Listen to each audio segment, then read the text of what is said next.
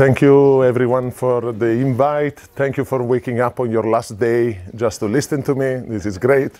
Unfortunately, this is going to be the voice you're going to hear for the next few hours, so I hope you don't mind my subtle Italian accent. I'm not even quite sure where I'm going to start, but let's start with what we do as a lab. So I'm based in Naples. I've been there for 5 years now. Before that, I was in the US for a number of years, and then I wanted to come back to Europe, but I overstepped a little bit. I ended up in Japan for 2 years. In Naples, we work on extremophiles, as Anais was saying, but with a little bit of twist on classic work that focuses on the physiology and adaptation of extremophile, and we look more for planetary scale effects of extremophiles.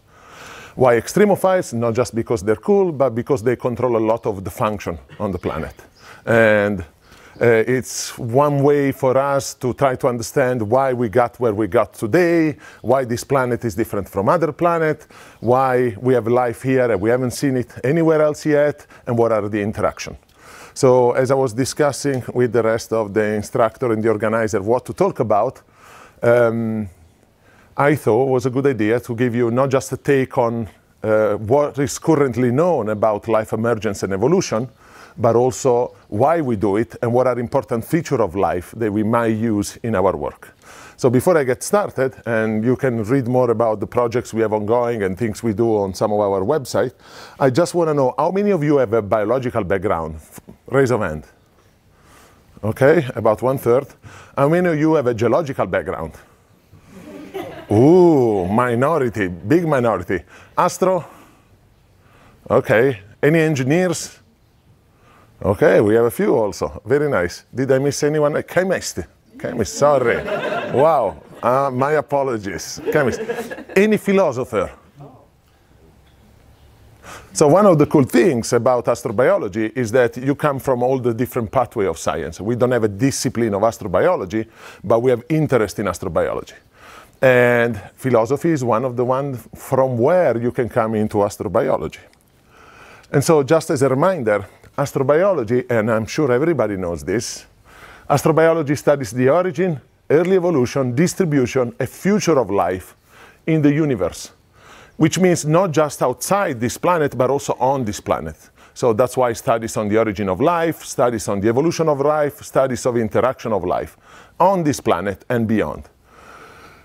And is investigating deterministic condition and contingent events, meaning what's happening by chance, and it's going to be difficult to be replicated anywhere else, what's actually driven by some of the basic physical, chemical law we know.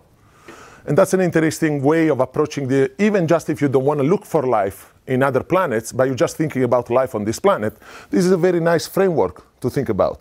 Why we have life here? What would happen if we go back, we rewind the tape, and we play it again? Will we end up with the same type of life? Will we end up with humans after 4 billion years? Or will we have something completely different? There's one assumption here. The assumption is that life on Earth is not a cosmic unicum. It's not unique. That's the only underlying assumption in this discourse here. We assume that life is, I would say, fairly common most of the time when we have discussion. Now we're going to discuss about that later this morning when we talk about coevolution. But this is for sure one of the main premises when you start to approach astrobiology. Today, as I speak about extremophile and other things, I tend to jump. I'm going to try to avoid too hard jargon, but please raise your hand and ask if you don't understand any of the term I'm using or any of the thing I'm saying. Also because my group works a lot at the interface between biology and geology, I tend to blur the boundary there. And since geologists are a minority here and biologists are not the majority here, I guess I'm going to maybe mix things up too much. So please stop me there. So if you think about theories, let's talk just for a second where we are today about this. There are a number of different theories about how life started on this planet and why, and it's actually pretty difficult to try to make sense of all the different theories. I'm going to just try to summarize where we are today, and many of you might have heard a portion of this before. So we have an extraterrestrial origin of life, we have a terrestrial origin of life. The actual difference between the two is that an extraterrestrial origin of life, in most cases, is not discussing how the origin of life happened. It just moves the problem somewhere else. How did life start on this planet? Well, it came to this planet, period. Done. Easy. So many people don't like to discuss this because even if you believe in an extraterrestrial, you're still faced with how life started somewhere else. So you can assume both. And then you have people that think about an organic or an inorganic origin.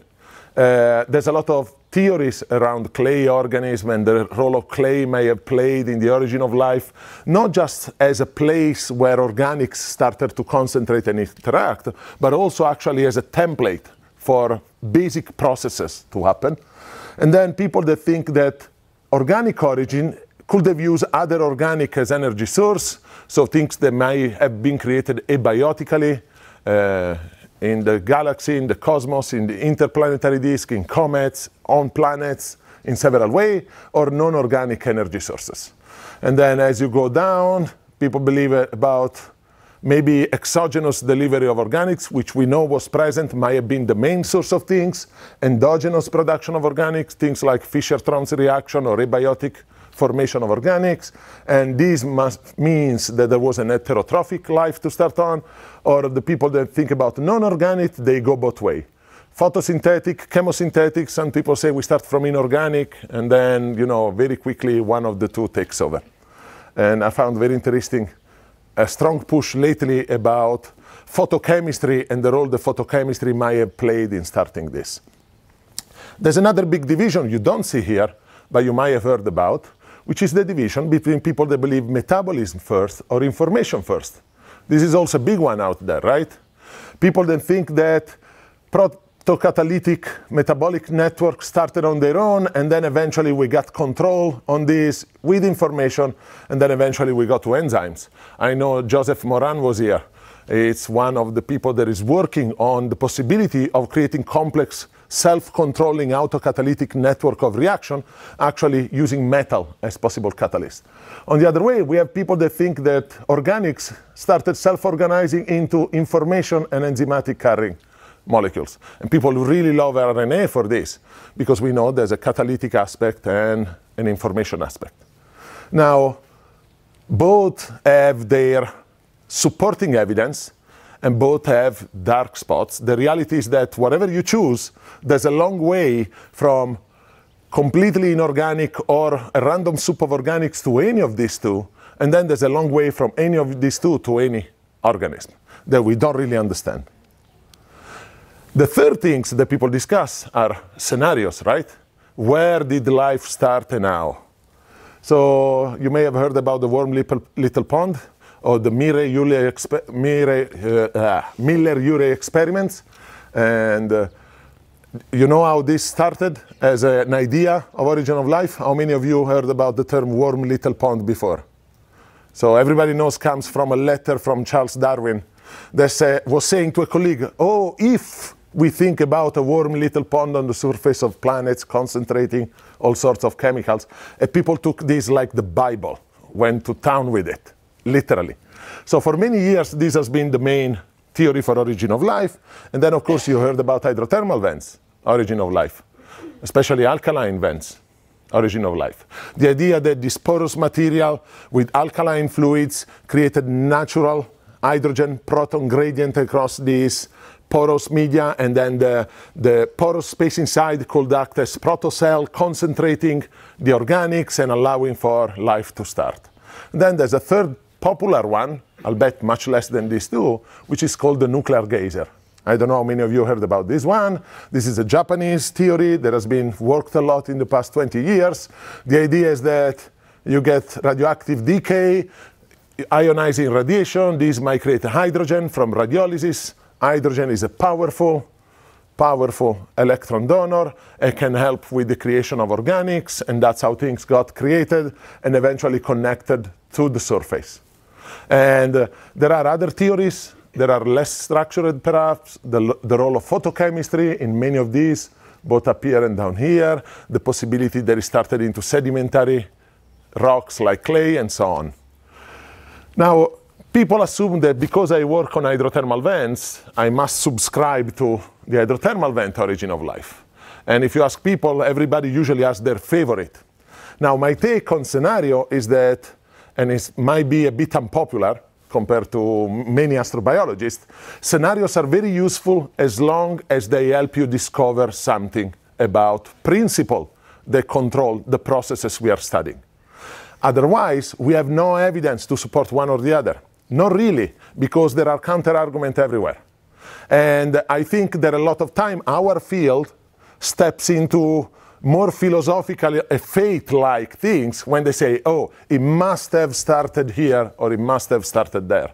Because we have no evidence to support it. It's more like a belief that we have.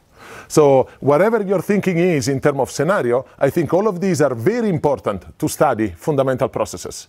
But short of a time machine, it's going to be difficult for us to know where life started. And life may have started in multiple places. We'll talk more about that later. So it becomes very, very difficult. But that's a very popular question I get all the time. Where do you think life started? Well, I don't know. I have no idea. And I do work on the origin and evolution of life, mainly on the emergence and evolution rather than the strict origin. But my answer will be, I have no idea. I take a very simple view, simplistic view about what life is. Somebody said that you can have as many definitions of life as are the researchers working in origin of life or in biology. And I take a very simplistic view on it, mainly because you need to answer question on why life is there and its thermodynamic and entropy relationship with the law of thermodynamics, with the planet, with chemical gradients and everything else. And I really like this definition here.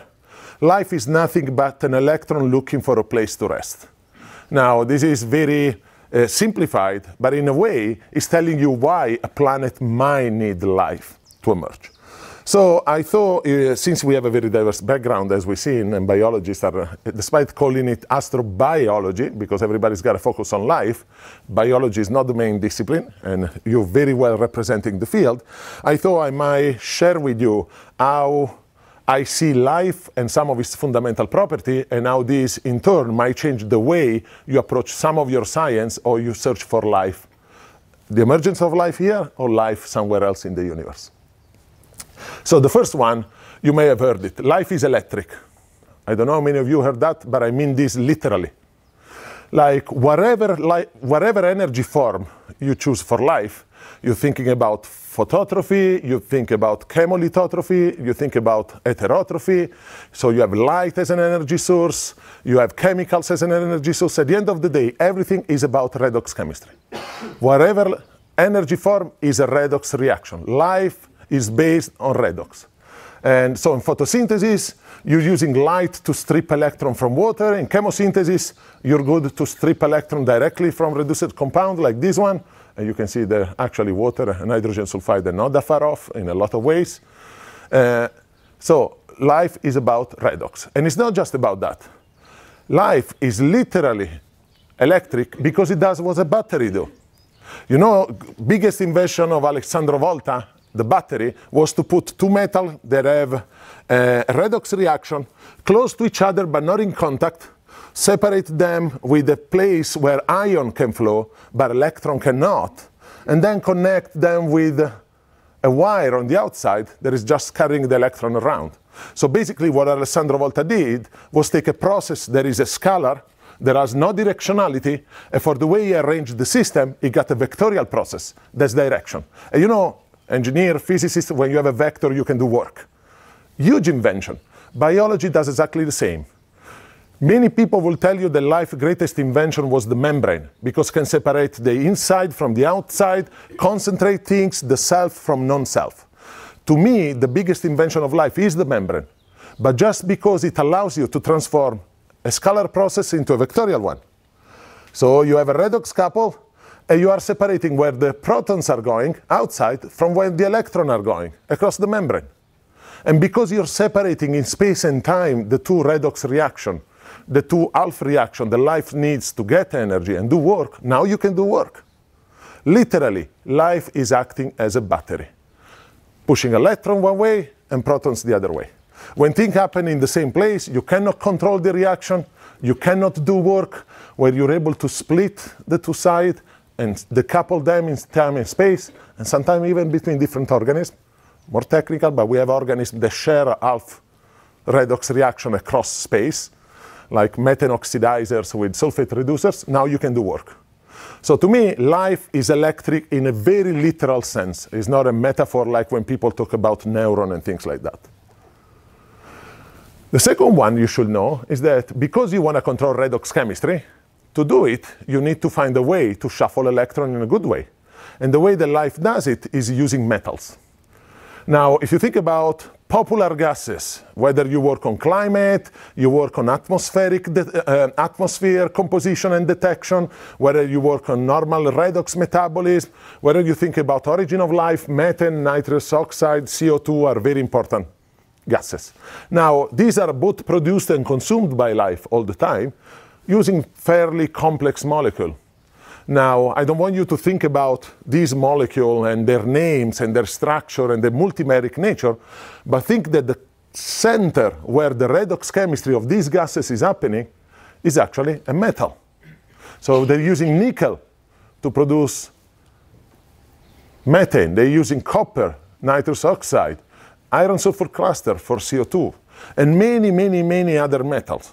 So as a non-biologist, when you think about redox protein, which is a subclass of proteins that are controlling redox chemistry, that I just told you is at the basic of whatever energy life is using, you should think about a very fancy assembly Lego that can keep actually a number of metal close to each other to allow electron percolation to happen. So basically you are keeping small conductive pieces that are tuned exactly to the right midpoint potential for electron to hop from a donor molecule or a donor chemical compound or an element going through your chain and going somewhere else. And life is all about controlling this. And proteins are just a fancy way to keep these metal centers close to each other. And when I say close, I mean usually 14 to 20 angstrom, because that's the perfect distance for electron tunneling, electron to jump around in a specific way. So as a non-biologist, redox protein, a special class of protein for you, should be just a fancy way to get electron in the right place. It's like literally as an electrical circuit. The other thing that is interesting, probably especially for the chemist in the room, is that the diversity, not just of metals, but metal organic structure that life uses, it's amazing and it's incredible. And if you think about our current modern chemistry, where organometallic catalysis is very, very important for a lot of the things we do, it's striking to see the diversity of structure that life has created, evolution has created over time to control different redox chemistries. And this is a very incomplete picture that we have, because right now we know organometallic cofactor structure only for microbes we can culture in the lab. And we can culture in the lab a few % to 10% or 20, depending on the environment we are. So this is striking because there's a huge potential for biotechnology, huge potential for discovery, huge potential for controlling any type of selectivity of reaction out there. And we have no idea. The other thing you probably don't know, one more thing, sorry. Every one of these structures appears to have some type of roots in geology. So there's a direct connection. If you look, for example, for the nickel substituted graphite here, and you look for the cluster inside carbon monoxide dehydrogenase, they're virtually identical with small deformation. And what we think happened is that there must have been a point in time in which minerals were catalyzing a biotic reaction. And we know that's true in many ways, and we can still reproduce it. So some of these must have been appropriated by biology at some point. So maybe on mineral surfaces, or in solution, or in nanoparticles. And then eventually we got to biological control of the synthesis of those compounds. And that's why life can interact with minerals in many, many ways. Another thing you might not know is just how many elements can life interact with. Did you ever ask that question yourself?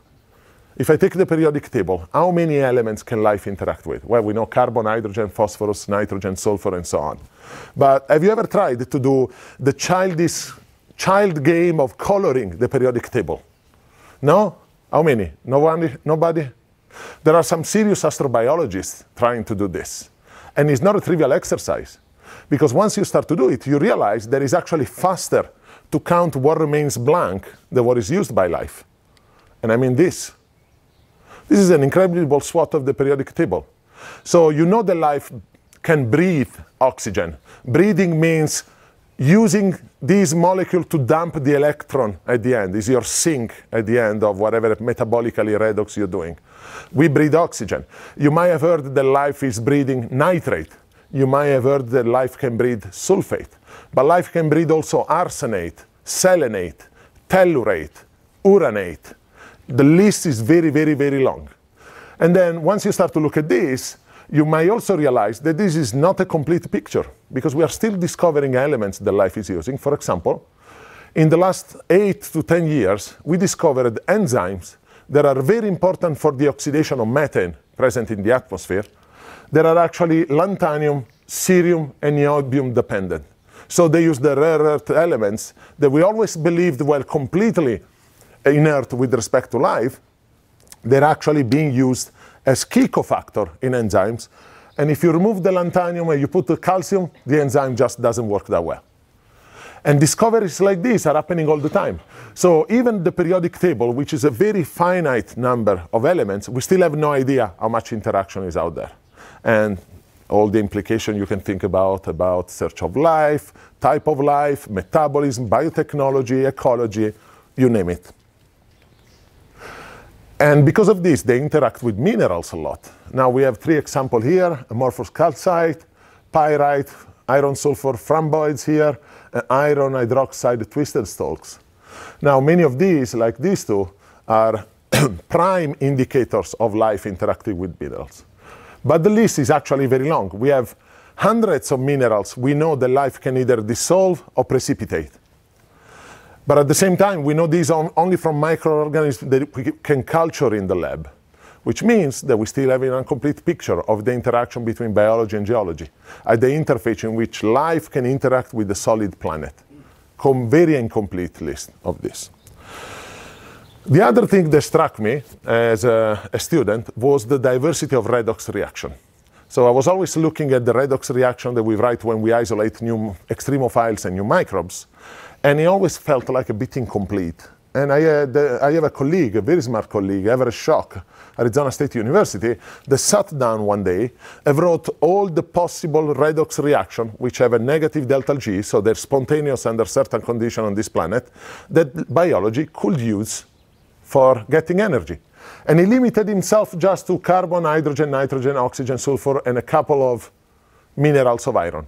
No tellurate, no uranate, no arsenate, no any of the other fancy stuff, just the basic, very basics. And he was able to write 1,500 reactions, pretty much. There's 1,500 redox reactions that could sustain life. Pretty amazing list, because if you just add one more elements, the combinatorics explodes, you go up to 3,000, and then to 5,600, and then to 12,000 reactions, and things get out of hand pretty quickly. Now, the other very basic question, and I like science because sometimes you can ask the most basic textbook question, and you realize that we don't have an answer, is how many of these reactions are actually known to be present in life? Because this is a theoretical list. Do we know exactly which reaction is used? Do we know which one is used by who? In other words, do we know the distribution of the tree of life? We take a tree of life. Do we know exactly where things are? Well, the reality is no, we don't. We have no idea how many of these reactions are existing in the environment. We have no idea how they're distributed in the environment. Because in many cases, even when we grow microbes in the lab, we don't do the painstaking, long, old-school job of measuring all the possible input and all the possible output of that organism. And these are huge implications. For example, if you're looking for atmospheric composition, we have no idea what microbes are getting in and out. How can we model what's happening? And so a very basic question like how many of these reactions are being used, we have no answer for. Two more things that I think are crucial for biologists and for everybody that is not a biologist to understand is that at the end of the day, and this is Everett Schock again, biology does what geochemistry allows. So which means that in energy terms, and for the majority of the reaction actually, biochemistry, what life does, is a subset of all possible organic chemistry, given the specific boundaries of the planet. In other words, biology works with whatever the planet provides. Now, there are caveats we're going to discuss later on this morning when we talk about interaction and coevolution, but in general, you should think about biology is able to do whatever the planets allow. And there's one more thing to know, is that biology likes it slow. Or the way Everett says it is that things that burns into flame are not good to eat. Now, let's clarify this concept here, because I think it's one of the fundamental concepts in biology. You know sugar, right? Carbohydrate. It's carbon, hydrogen, and some molecule of oxygen. And you know the sugar can burn. Have you ever tried? Take powdered sugar and try to set it on fire. It burns very, very well. Carbohydrate can burn so much that I don't know if you ever heard about flour explosion. In place where they do milling of grain to make flour, if it gets into the air in a very specific concentration, ratio air to flour, the entire plant can explode completely. It's actually very dangerous. Why? Because carbohydrate, they react with oxygen, freeing a lot of energy. That's what we do in our body, right? We burn glucose with oxygen to make a lot of energy. So this is a spontaneous reaction. And yet, if you leave sugar on the table, it's not going to catch on fire on its own, right? Because thermodynamics is not everything. There's activation energy and there's kinetics. So life likes it when you have a negative delta G, the reaction is spontaneous, but things are not bursting into flame on their own. Otherwise, it cannot use it. It's an uncontrollable energetic reaction. There's nothing you can do with it. So life is very good at speeding up things that are already slow. Life is very good at using free food that is not burning already. These two concepts together, they might very well explain all the geo-bio interaction out there, all the biogeochemistry, all the geochemical anomalies we see, and all we expect to see in other planets. But these two concepts are somehow often misunderstood. And so we're going to spend some time discussing them in a little more details. By the way, a lot of these ideas are in this paper here by Everett Schock and Eric Boyd, Principle of Geobiochemistry. They inverted the term. You might be used to hear biogeochemistry. But because life does what geology allows, geology comes first, life comes later, so it should be geobiochemistry. That's one of the arguments in this paper. It's a very general paper, good for everybody, not just biology, so I really suggest you read it.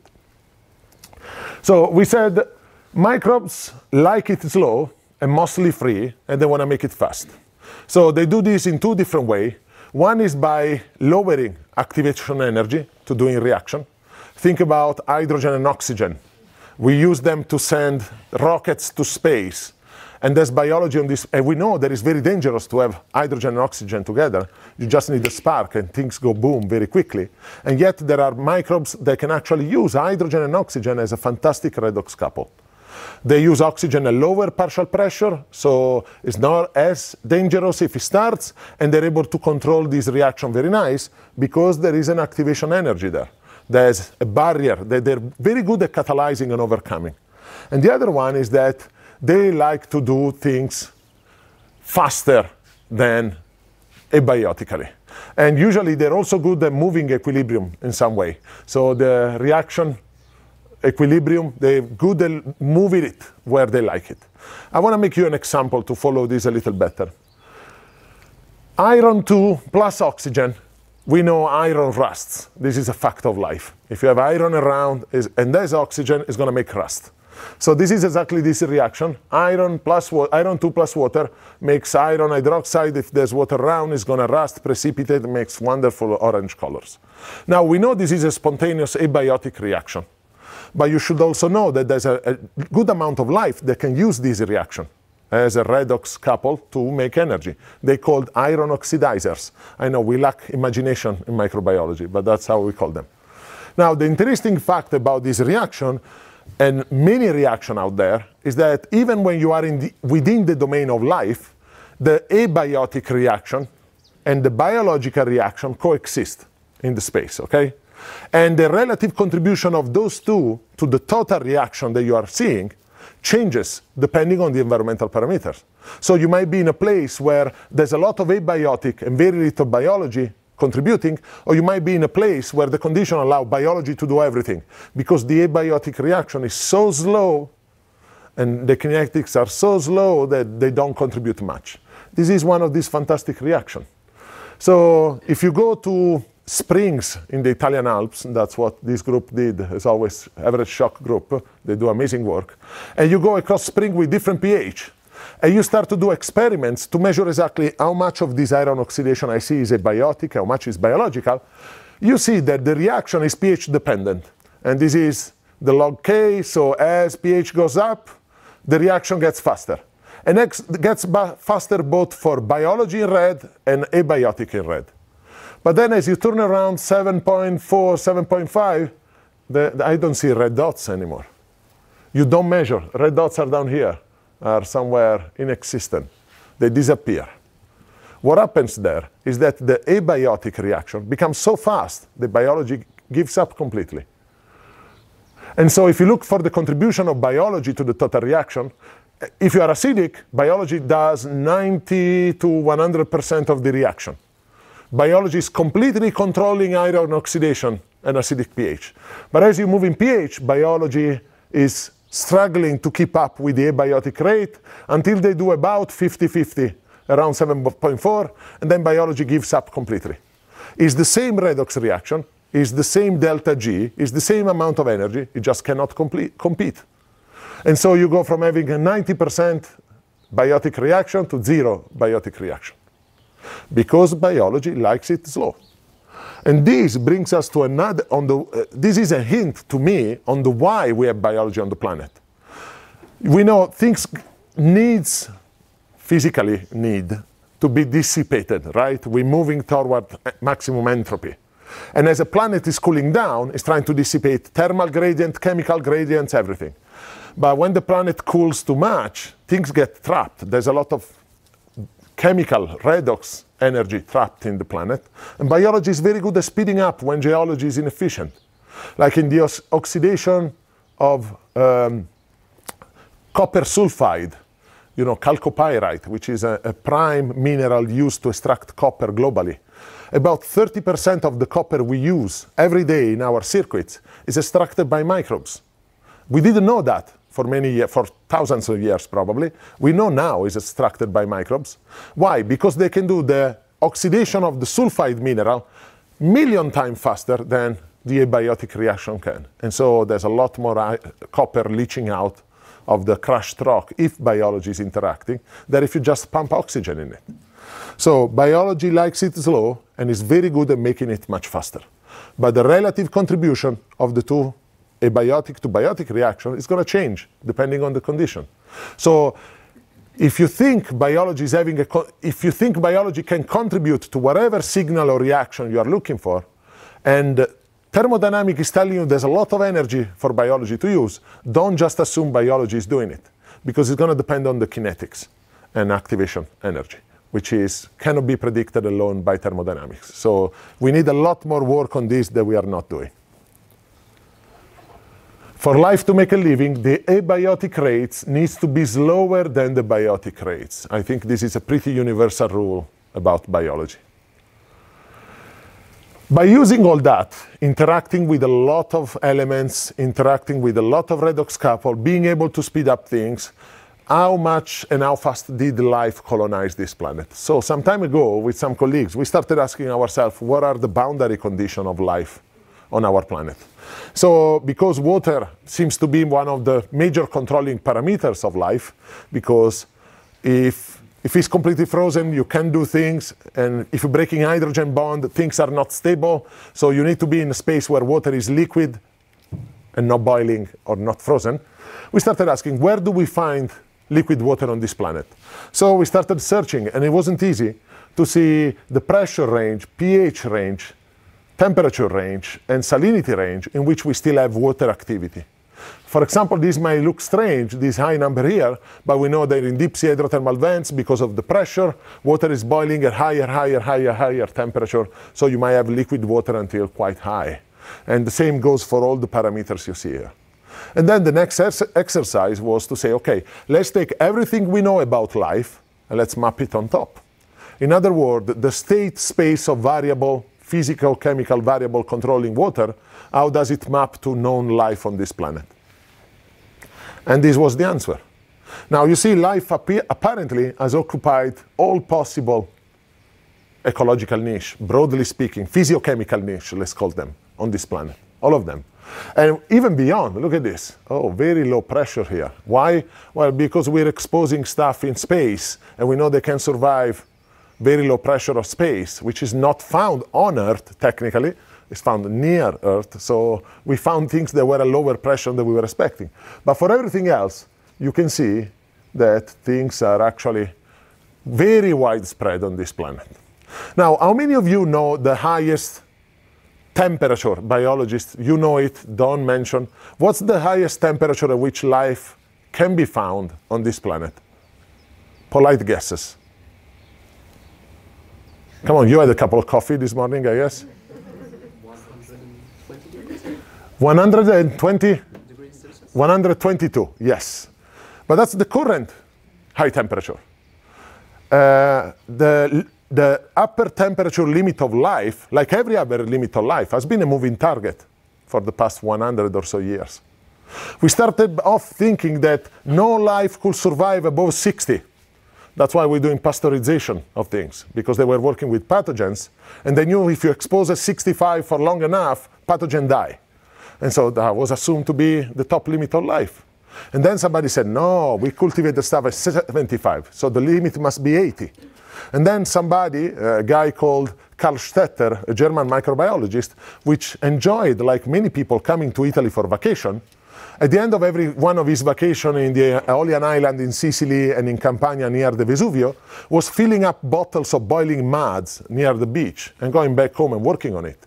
And he isolated things that grow at 85 and 90, 95, 98, 99, and everybody was sure that the limit is 100, right? Why 100? Because water boils. Well, no, if you are under pressure. And a few years later, he isolated the microbes from 10 meters depth in the sea, shallow water hydrothermal vents, where the upper temperature was 103. And that made headlines everywhere. First life above the boiling point of water. Well, technically not, because you are at pressure, but let's say, call it that way. And then we kept moving it. 10, 13, 15, 19, 21, 22, and now it's pretty much a pissing contest to whoever can get to the highest temperature. But the same is for the lowest one.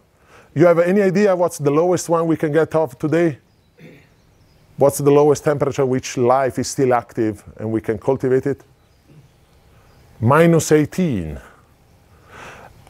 Some of these we tend to think in isolation, minus 18, 122, but actually the space at which life can survive is given by the combination of the different factors. We just said you can be at 122 if you have high pressure, because water is not boiling. You can be at low temperature if you have salt, because water is not freezing. So we don't speak a lot about single extremophile, but we call them polyextremophiles, because they need an interaction of extreme to survive. And this one here, we put it together 5 years ago, wow. It's the current record holder in different things, but I'm pretty sure they might have changed by now, and they will change in the future. And for example, we can go from negative pH to 12.5. We can go all the way to 110, oh, I didn't put pressure here. We can go all the way to 135 megapascal, but we exposed some microbe to gigapascal here in France, in Paris, and they still survived. So we don't know the number of elements life is interacting with. We don't know how many redox reaction life is able to support, and we don't know what they are the true limit of life yet, because it's a moving target. And many people in my field, working in subsurface environment and things like that, we believe that life might live up to 135, maybe 145 degrees in natural ecosystem. We are not sure, because 122 is the limit in the lab. So we think in the environment there might be something more. Some people put the limit at 135 because they know the phosphate bond in ATP breaks down. It's a good argument. But before the limit was at 95, because DNA denaturates, and we know there are ways not to do that. And then the limit was 100 because you break hydrogen bond, and there are ways not to do that. So I will not bet my hand that 135 is the real limit. We might be surprised in the future. Life interacts with all scales of the planet. Many of you might think of life as something that is actually very, very fast. It's not necessarily fast. We are fast. Pathogens are fast. Some animals out there are fast. We know trees that can live thousands of years. That's already pretty surprising. Well, we have a calculation that suggests that microbes in subsurface may have a doubling time. They reproduce their entire population every 1,000 to 10,000 to 100,000 years, if at all. Which means that they're working on completely different time scale than we are. Which means that a lot of the biological effect in blue, both on temporal and spatial scale, they actually overlap very, very well with geological scale. And so the potential for life to impact the planet is huge. We will talk later this morning, it's not just oxygen and GOE and atmospheric composition. There's a lot more going on in this interaction that sometimes we're overlooking. And these are the doubling time calculation going down inside sediments. And you can see they go up quickly. And this is a very short read, like 2 pages from Karen Lloyd, Time as a Microbial Resource. If you never thought about time as being something, a variable for biology to interact with, well, I invite you to read this paper. It's a very interesting one. The thing you probably already know, so we can go a little faster, is that this is a microbial planet. And this has been a microbial planet for very long. Have you seen this one before, right? The clock of life on this planet. So the planet starts up here, 4.6, 4.55 billion years. Then around 3.8 to 4, we get the first earliest life form. You keep going, keep going, keep going. You get eukaryotes, still unicellular. And then somewhere around here, they start to be multicellular life and so on. And humans are just a tiny dot up here. Now, if you go through this, you see that these, out of 4 billion years of life on this planet, anywhere from 3 to 3.3 billion years, this was only unicellular. So this has been a microbial planet for a long time. And it still is a microbial planet. As microbes dominate the bio in biogeochemistry, is almost exclusively microbial. Carbon cycle, very strong component in biology. Nitrogen cycle, almost exclusively biological. You can include human in the biological with our fertilizers and fixing N2 into nitrate and things like that. Sulfur cycle, strong biological. Oxygen, strong biological. Iron, not that great. But if you do some calculation, more than 45% of oxygen is done by microbes, microorganisms. More than 45% of primary productivity everywhere, probably a lot more if you account for chemosynthesis. 90% of organic matter recycling, 100% of nitrogen fixation is biological. Now we've been altering that for the past close to 100 years. The methane emission are almost exclusively microbial, and so on, and so on, and so on. So this has been a microbial planet and is a microbial planet. Now, an interesting thing that came out of the last 30 years of research is that we discovered that life is not just on the surface of the planet, but is also on the subsurface. How many of you have heard about subsurface life? Okay, good amount. Amazing. Well, the idea doesn't come from a biologist. Like many good ideas in biology, they come from somewhere else. And in this case, it was a geochemist that proposed the idea. The same strange geochemist that believed that petroleum was abiotically formed in the crust all the time proposed that perhaps in the subsurface there are deep, hot areas where biology is present. This was only 1992 when this idea was set forth. And in the last 30 years, we discovered that it was very right, and not just where it's hot. But there's a lot of biology down there. So much so that if you do a carbon balance of this planet, a lot of carbon is terrestrial.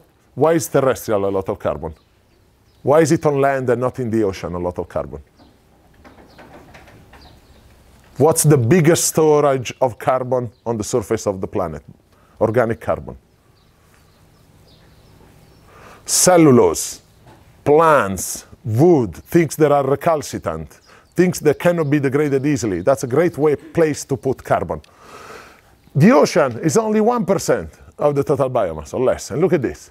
This giant here, 13+% is actually in the subsurface. So the subsurface, technically speaking, contains the second largest reservoir of carbon everywhere. But compared to the green one, terrestrial, where it's all plant and fungi and protists and animals, look at the subsurface. It's all bacteria and archaea. Of course, it's all microbial. So we have a huge amount of microbes that are below our feet and below the ocean floor, everywhere. And we know that they go pretty deep. These are cell counts in different locations. And right now, we know that we have counted cells in sediments or cores down to 3.5 kilometers in the ocean and down to 5 kilometers on the terrestrial crust. And they keep going. And there are calculations that show that if you assume 122 as your top limit, life might go as deep as 10, 15, or 20 kilometers into the crust. This is a gigantic portion of our planet that is completely filled with bacteria and archaea, with a lot of effects that we're going to discuss later. The last one, which is going to be what we're going to discuss later on, is that life and planet have actually co-evolved a lot more than you think. Now, there's a huge misunderstanding out there about how this works, and it's changing in the last 5 to 10 years, I would say. But since I'm very interested about this topic, I spent some time during some of the conference we were at asking questions to people. So I started going to people, random, because I'm very shy, and asked to people, are you in the geosphere or biosphere? Where do you identify yourself? And bear with me, because you can ask this question also to chemists, depending on how they approach things. If they think they're closer to the geology and the geochemistry, or closer to the effect in biology, or at least at conference where I go, people tend to have one of these two camps. And I said, okay, you're a geologist, or you're a geoscientist, or earth scientist, let's call it the way you want. Tell me what are the 10 most important moments in the evolution of our planet. Now, I know we have only 3 or 4 geologists in the room, but as I say this, you are probably thinking, and probably everybody else is thinking, what are the most important moments on the planet? Well, after doing about 30, 35 interviews to geoscience people, I got this. So we have earth formation, core differentiation, the core is important on this planet, and then we have moon forming impact, late bombardment with some debate if it really happened or not, and then we have the Wilson cycle, which is actually the onset of our modern plate tectonic, the great oxidation event, snowball Earth, and then we get finally to modern Earth. So this will be, many people put other details, but this will be a consensus of what the timeline of our planet looks like. And then I went to the biologist people, and I asked the exact same question. Now, there are more biologists in this room. Anybody cares to try to tell me what are the most important evolutionary moments for our planet? I hear whispering, but I cannot understand. No? It was very interesting because I got this. And the entire top timeline is actually formation of Earth, 1 point. So for biologists, everything there happened in 4.5 billion years is 1 point. But we have first evidence of life, we have stromatolites, rise in atmospheric oxygen, first nuclei, multicellular life, the first land plant, first animals, and human. These are 2 completely disconnected ways of seeing the evolution of our planet, except for one spot. Invention of photosynthesis, great oxidation event, right? This is probably the most well-studied geo-biofeedback co-evolutionary moment on this planet. And even if it's the most well-studied, we still haven't understood much about it. And we can keep discussing this for years. And there are aspects of this that are actually often omitted when you read it in textbook, when we discuss it, and so on. So we're going to spend some time this afternoon about this. The key point here, and we're going to delve into it later, is that there's a lot more interaction across this entire timeline than whatever your background is telling you to. And this is just because we are not used to think from the other side of the camp. We are not used to think in a very interdisciplinary way. We are set in our ways, we learn our textbook, which have a one way to see things, and we lose the perspective on the other things. Now Now that you all agree, I'm sure, about the way I see life on this planet, and I shared with you a little bit of some of the interesting things. I think everybody should relate a little bit, even if you're not a biologist, because I think they have implication. We're going to discuss about implication later. How did we get here as biology? So we hear a lot about talk about origin of life, and you all heard about Luca, right? The last universal common ancestor. Well, there's a lot that goes on between there and whatever happened before. Generally speaking, we are using two different approaches to try to understand more this. First one is a top-down approach. We start from modern life and we try to walk backward. All the molecular phylogenies, the trying to break down the minimal set of genes, trying to break down the minimal portion of any enzymes that can do things and things like that. This will be a top-down approach. Now, what's the problem here is that, well, it's easy to conflate historical genesis with modern utility. What does it mean that? Well, ribosomes are everywhere right now, in all known form of life. And we could conclude that therefore they were very, very important for the origin of life. But that's not necessarily the case. The fact that they're here everywhere now solving a problem doesn't make them the way life solved that problem early on. So this is a caveat to keep in mind. Do not conflate historical genesis with modern utility. That's something I do all the time, and everybody does all the time in this field. The other thing is that we have bottom-up approach, starting from minimal set of chemicals or molecules or genes or whatever, starting to build life up from the bottom. This is what Joseph is doing, for example, and many others in the field. And we're doing tremendous advances in the way we are understanding how you can make the building block of life this way. It might provide clue on possible processes and pathway, but not necessarily linked to historical genesis. And I mean something very specific here we're going to discuss in a second. We may find a lot of ways to do things. We're never going to know how things were made early on. So often with my people, we joke we should not call it Luca, we should call it Lux, the last universal common survivor.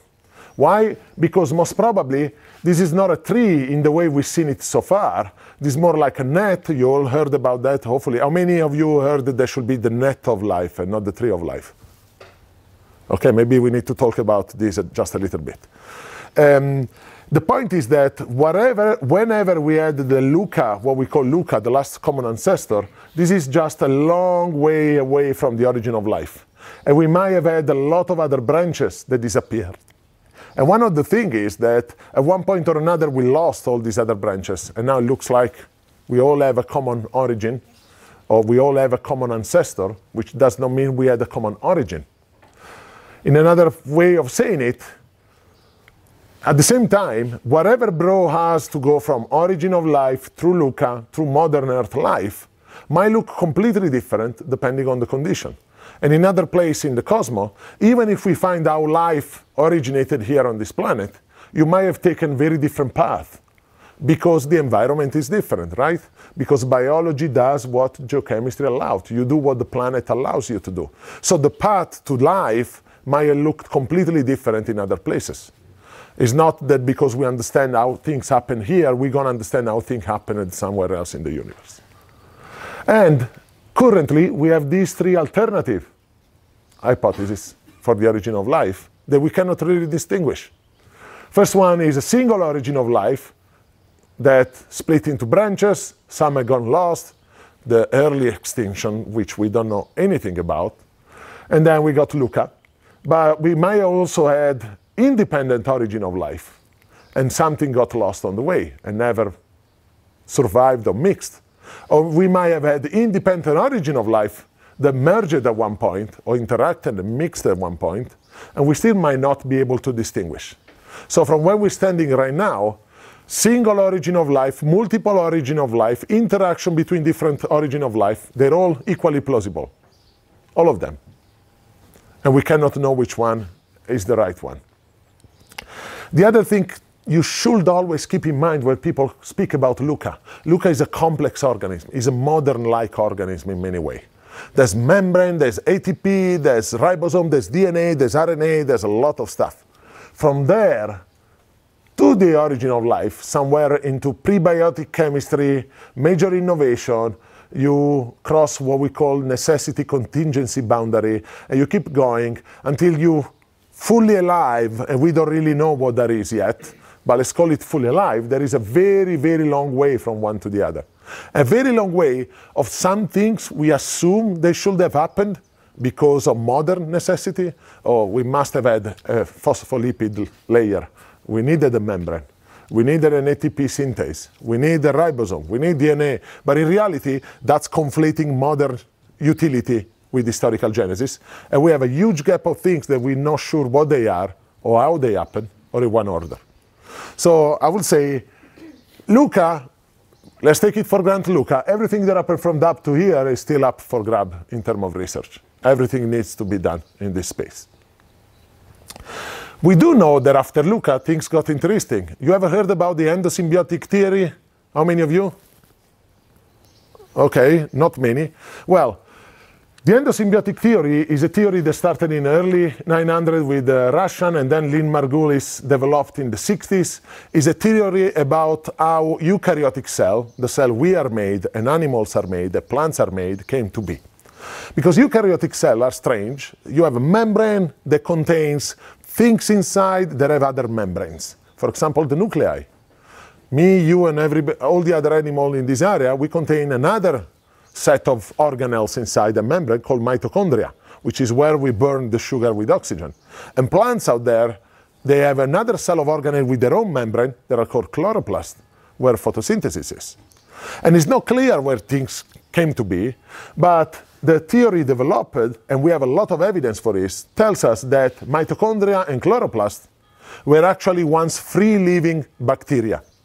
There were bacteria in the environment that got captured inside, brought inside by another cell, and they became what they are now. And we have a lot of evidence. You can extract DNA from mitochondria and chloroplast, and if you do phylogeny, they fall inside the bacterial tree in two very specific places. Not only we know that, let's see what I have here. We know that mitochondria and chloroplasts are not made by the nuclei, built. They only come from pre-existing one. So the mitochondria you have in you right now, they were given by your mother, by direct binary division, the same way bacteria divide. And chloroplasts out there, they come out in the same way. The nuclei cannot make them. They need to divide in the same way bacteria divide. Their DNA, they have DNA inside, they have their own genome, is circular, has no histones, and a lot of other evidence that becomes more and more biological and technical that tells us that these guys were once free-living organisms. So what we think happened is that there was some type of cell that people call proto-eukaryote that at one point or another had the nuclei. This is one of the biggest mysteries right now in biology. Where does the nuclei come from? Is it another being that was captured? Was it part of the original proto-eukaryotes? We don't know.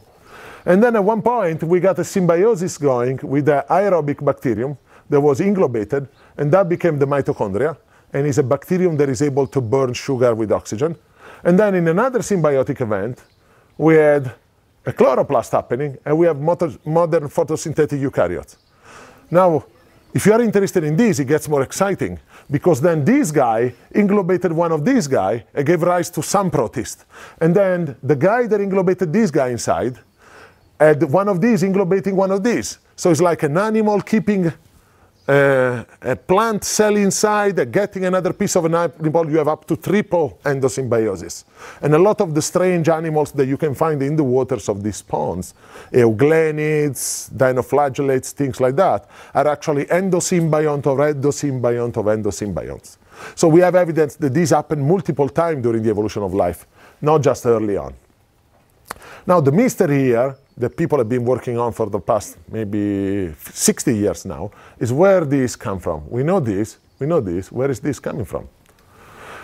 Now there are a lot of alternative evidence, alternative suggestion. In the 70s, Carl Woese started using 16S, which is a specific genes that is present in all life, exactly because there are mitochondria and chloroplasts, you find it everywhere, to just relate life to each other.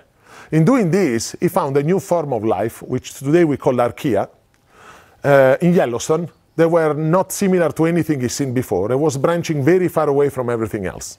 So he renamed things. He started calling the bacteria eubacteria, the real bacteria, and the archaea archaebacteria, the old bacteria, because they were in hot pool, boiling, acidic. They reminded him of early Earth. Then we changed the name again going forward. But the point is that at one point we found two domains of life, bacteria and archaea, that were different from each other. But both of them had similarity with us, with eukaryotes. Our membrane is bacteria type, but our DNA duplication system is archaea type. And we can make a long list of things that are a chimera all over the place.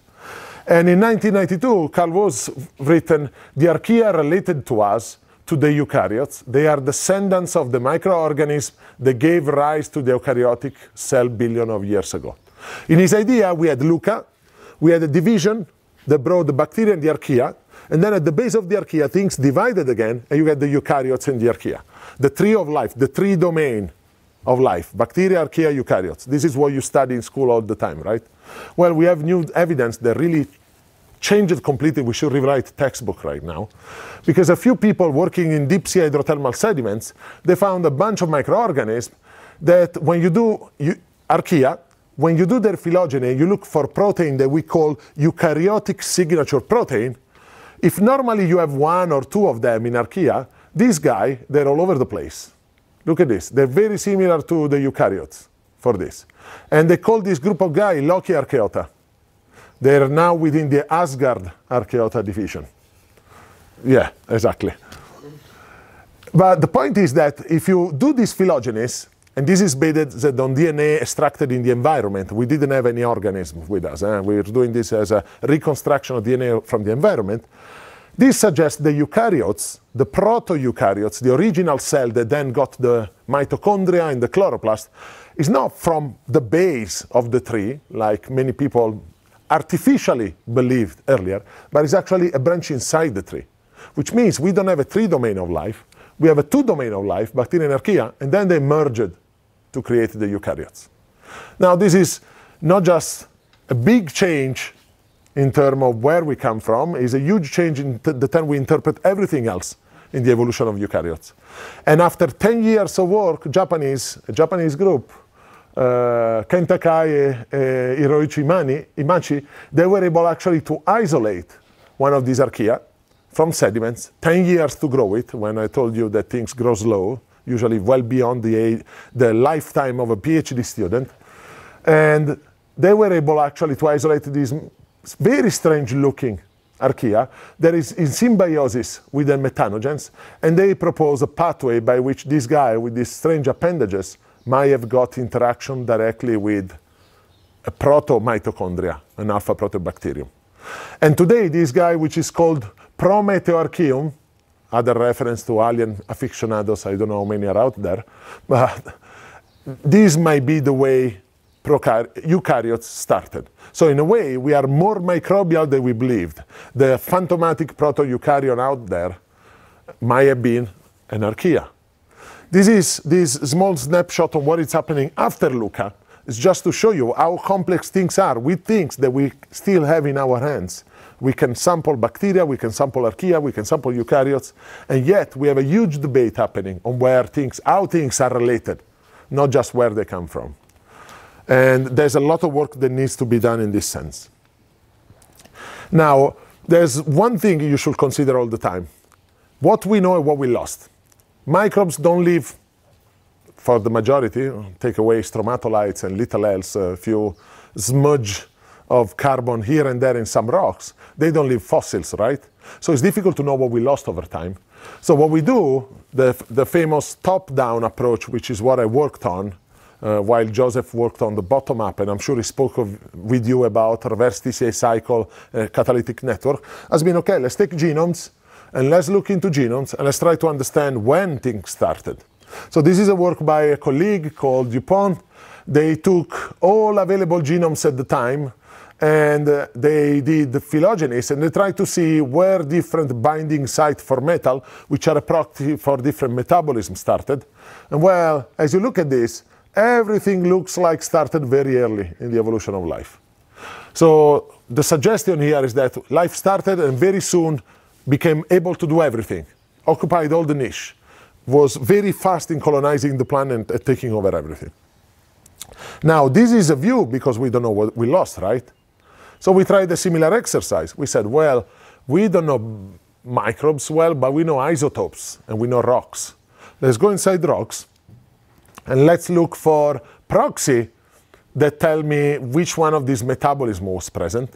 And very quickly, all the metabolism appears to have appeared with uncertainty, which is this dashed line, very early in the evolution of the planet. And the limit here is not that we don't have evidence earlier, it's that we don't have rocks earlier.